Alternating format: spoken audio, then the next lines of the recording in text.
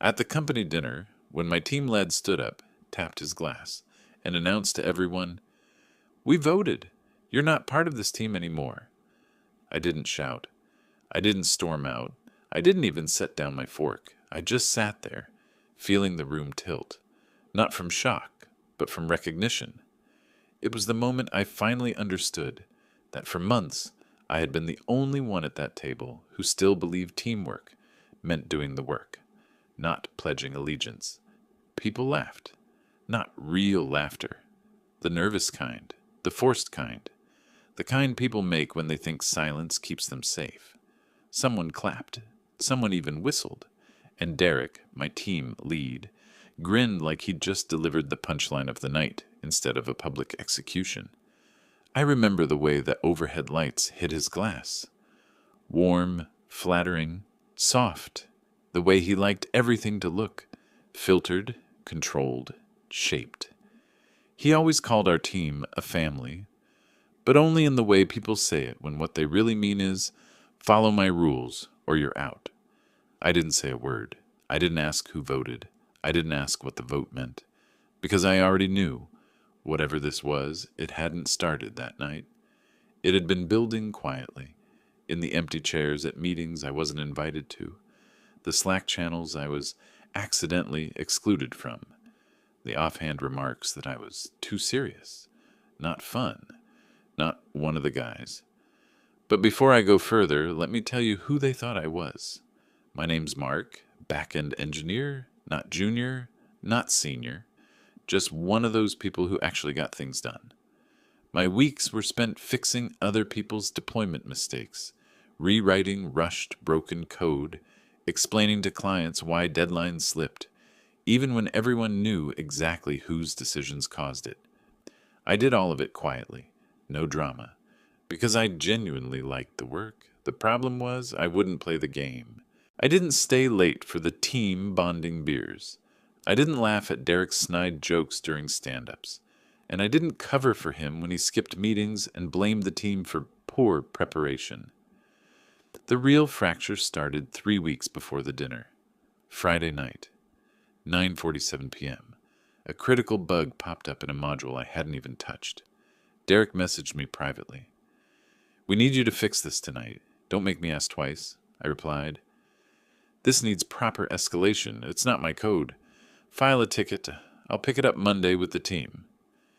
That was the moment I saw something inside him click. Not his usual irritated smile. Something colder. Flat. "You haven't been very team-oriented lately. Working overtime out of love? No thanks. Hiding risks from the client? No. Cleaning up other people's mistakes at night so someone else could stand at the meeting the next day and call it a team victory? Absolutely not." By the time the dinner rolled around, all of that tension was already boiling beneath the surface. I remember the restaurant clearly.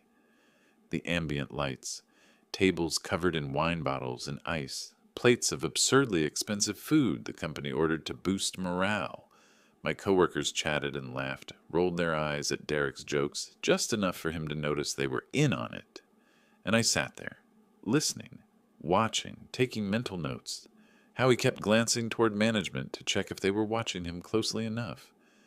How the team waited for his reaction before agreeing to anything.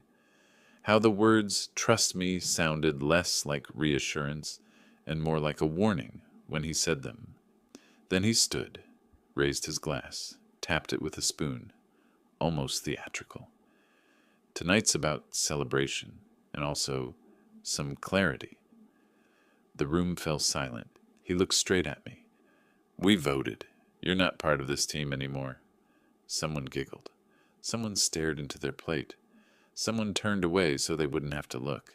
The HR manager at the far end of the table suddenly found the tablecloth very interesting. I lifted my glass, took a sip, and that's when I realized this wasn't the moment of defeat. It was the moment of recognition. Because in that second, I understood. I wasn't sitting at a table with a team.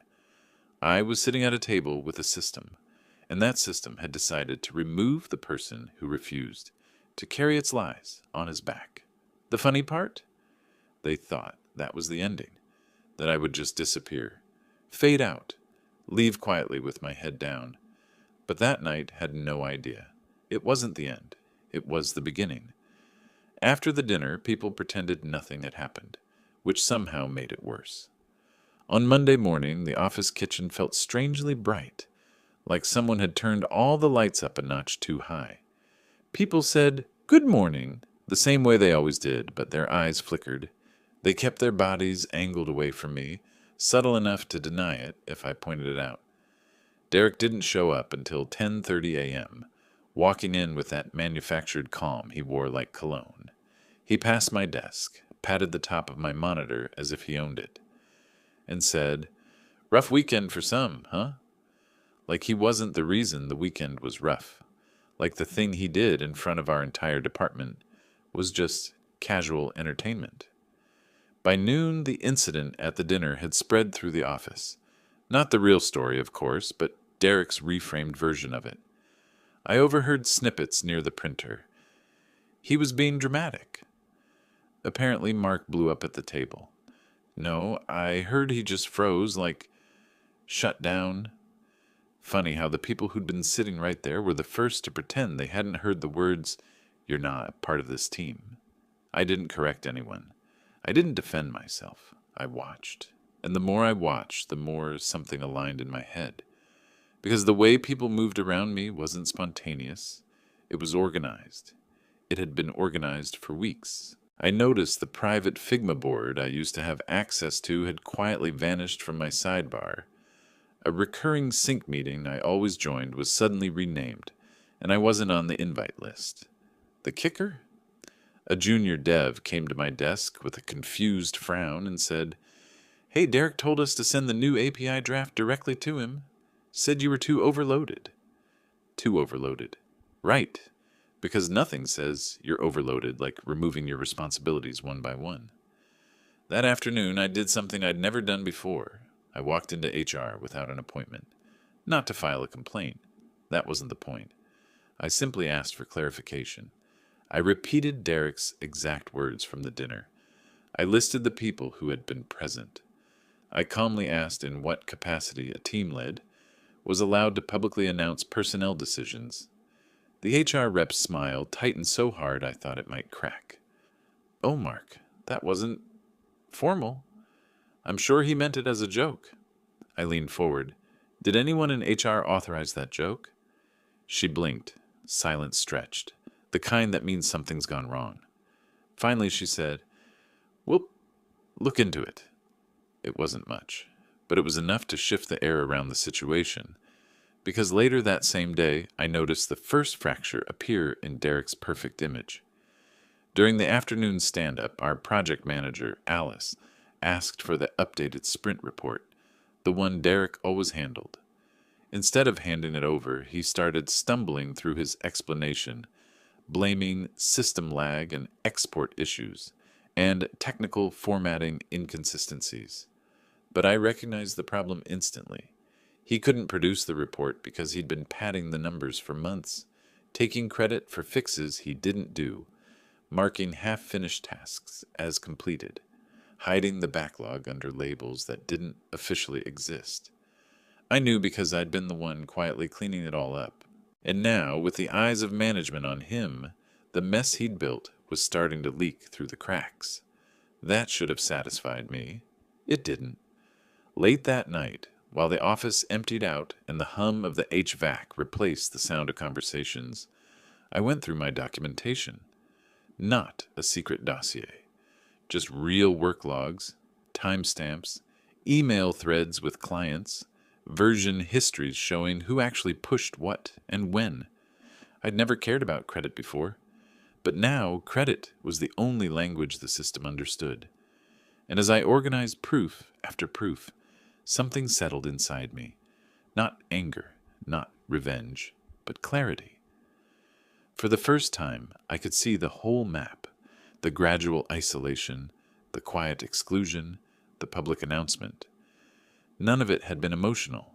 It was tactical. Derek needed to push out the one person who didn't play by his rules. Just as I closed my laptop, a notification pinged, an email, from someone I hadn't expected. Product director, senior leadership. Subject: can we talk tomorrow? I clicked it open. The message was short, direct, professional.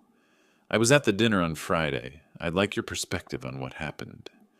I sat back in my chair. I didn't know it then, but that email would cost Derek everything. And for the first time in weeks, I felt something shift inside me.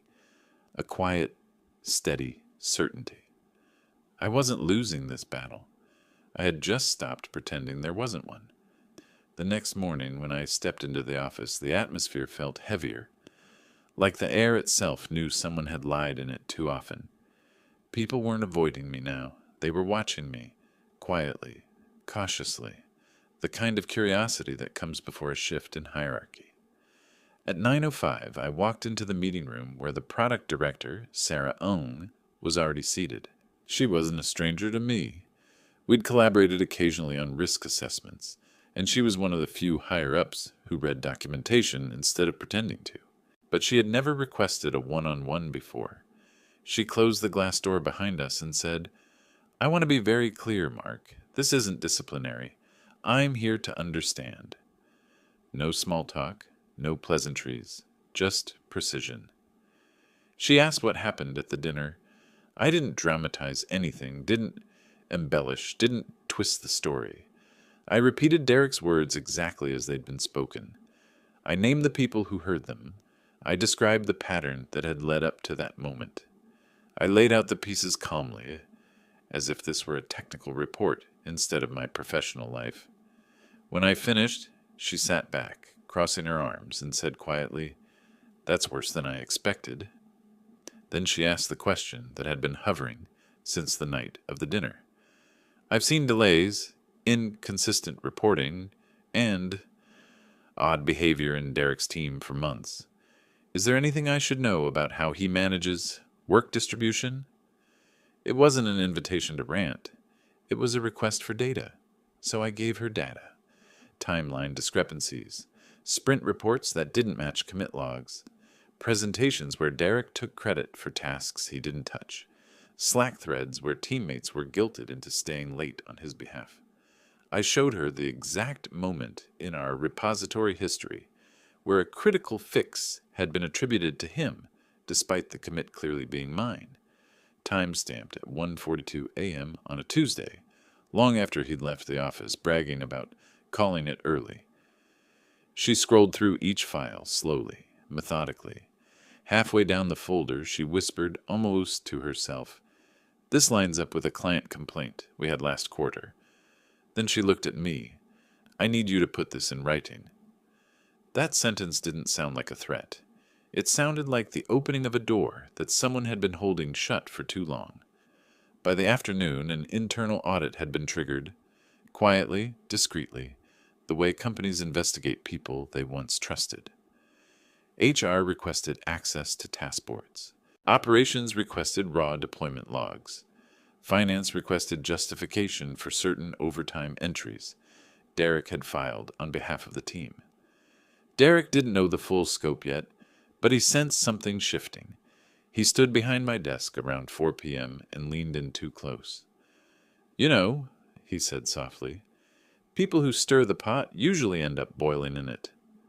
I looked at him, really looked at him, and for the first time saw the fear he was trying to bury. It wasn't fear of me, it was fear of exposure. I didn't respond. Silence was its own kind of answer. That evening, while most of the office packed up, I stayed behind to finalize the documentation Sarah requested. I wrote only what I could prove, referenced every link, timestamp, and conversation. No opinions, no emotions, just facts. Clean, measurable, undeniable. I wasn't trying to destroy him, I was trying to save myself. But sometimes those paths intersect. 2 days into the audit, the cracks in Derek's armor became visible to everyone. During a cross-functional review, Sarah asked him a simple question. "Why does your team's timeline show task completion 2 days before the version control system registers any commits?" He froze. Just a second too long. Everyone saw it. He tried to laugh it off. Timestamps get weird, you know. Systems aren't perfect. But our systems were perfect. They were the one thing in this company that never lied. His voice got higher, thinner, as he tried to redirect the conversation to team morale and creative work styles. But no one followed him. People weren't nodding automatically anymore. They weren't shielding him with fake enthusiasm. They weren't playing his game, and he knew it. That night, when I went to grab my backpack, I saw him in a conference room. Lights dimmed, pacing. His hands were shaking. He was whispering urgently into his phone. Something about miscommunication, loyalty, people twisting things. He didn't realize the glass walls carried sound better than the air. He didn't realize half the floor could hear him. But the chaos wasn't mine to manage. I had given the truth to someone who knew exactly what to do with it. The next morning, HR called Derek in for a meeting. He walked past my desk without looking at me. That alone told me everything. And then came the moment I hadn't expected. Not yet anyway. At lunchtime, Sarah stopped by my workstation. No audience, no ceremony. She simply said, "There's a position opening in the product architecture team. Higher pay, better scope, no dependency on your current lead. If you want it, it's yours to interview for. Privately." It wasn't a favor. It was recognition. A technical move justified by my documented track record. I nodded, not trusting myself to speak. As she walked away, she added, "People who work with integrity shouldn't have to fight their own teams to prove it." And for the first time since the dinner, something inside me loosened. A knot that had been tightening for months. They thought I'd be gone by now. I wasn't. And the part they really didn't see coming was that I was just getting started. By the following week, the office had shifted into a strange quiet. Not the tense silence of a brewing conflict, but the heavy, echoing kind that follows an impact everyone felt, but no one admits.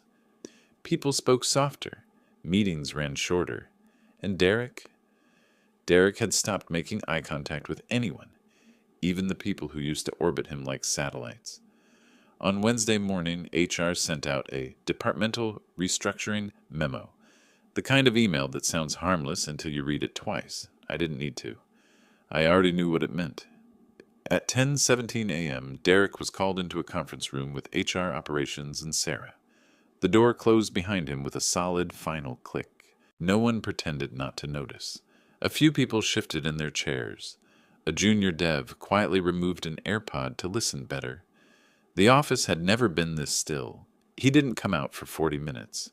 When the door finally opened, Derek stepped out with the expression of someone who'd seen their reflection under unforgiving light. His badge was still around his neck, but not for long.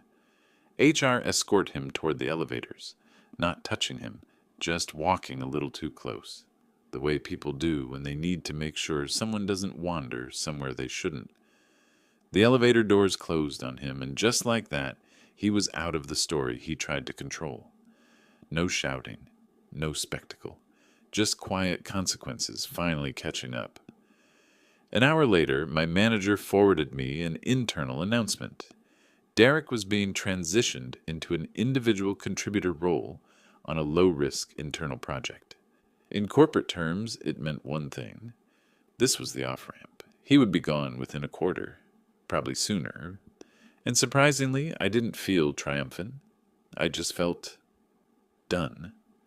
For the first time in months, I could breathe without bracing for whatever twist of ego he'd throw at me next. Around noon, Sarah stopped by my desk. She didn't smile. She wasn't the type to sugarcoat things, but there was a nod of acknowledgement in her expression. "Your documentation helped clarify patterns we needed visibility on. You did the right thing." I didn't need praise, but hearing that from someone who valued truth over theatrics settled something deep inside me. She handed me a printed offer packet. "Architecture team is ready to move forward. Higher comp, better scope, no rush, but you're the top candidate." I didn't hesitate. "I accept." She nodded once, crisp and satisfied. "Good. We need people who don't set fires just to watch the smoke." Then she walked off to her next meeting, leaving a trail of quiet authority in her wake. By the afternoon, the whole floor knew. Not because anyone announced it, but because office culture works like water. It finds every crack. People approached me cautiously, as if trying to figure out whether I'd changed or whether they finally saw me without Derek's shadow bending the light. A few offered tepid apologies. "Hey, about the dinner." I didn't know what to say. I thought it was a joke. I should have said something. "You know how he was." People felt pressured. I didn't absolve them. I didn't attack them either. I just nodded and said the only honest thing I could. We all made choices. Some lowered their eyes. Some exhaled in relief. Some walked away, realizing for the first time how much they had relied on silence to protect themselves. And then something unexpected happened. Not dramatic, not explosive, but deeply satisfying. Late in the day, our largest client sent a message to senior leadership. "We'd like Mark to remain our technical point of contact moving forward. He's been the most transparent and reliable engineer we've worked with." No fanfare, just truth stated plainly. That message wasn't about loyalty. It wasn't about revenge. It was proof, simple, irrefutable proof, that doing things the right way isn't a weakness. It's a trajectory. As the office started to empty out, I grabbed my jacket and walked toward the elevators. For the first time in a long time, I didn't feel like I was walking away from something. I felt like I was walking into something finally worth my time. Right before the elevator door closed, I looked back at the rows of desks, the glass meeting rooms, the artificial ferns, the overheard whispers. This place had taken a lot from me: energy, sleep, patience, but it had also revealed something essential. I wasn't the outsider. I wasn't the problem. I wasn't the weak link. I'd simply outgrown a system too comfortable with mediocrity. In the elevator's mirrored wall, I barely recognized my own reflection. Not because I looked different, but because I finally looked like someone who wasn't apologizing for existing. When I stepped out into the parking lot, the air felt colder, sharper, cleaner. I inhaled deeply, and for the first time since that awful dinner, the breath didn't get stuck halfway in my chest. This chapter was over, cleanly, completely, and whatever came next, the new role, the better team, the more honest work. I wasn't stepping into it as the man who sat through a public humiliation in silence.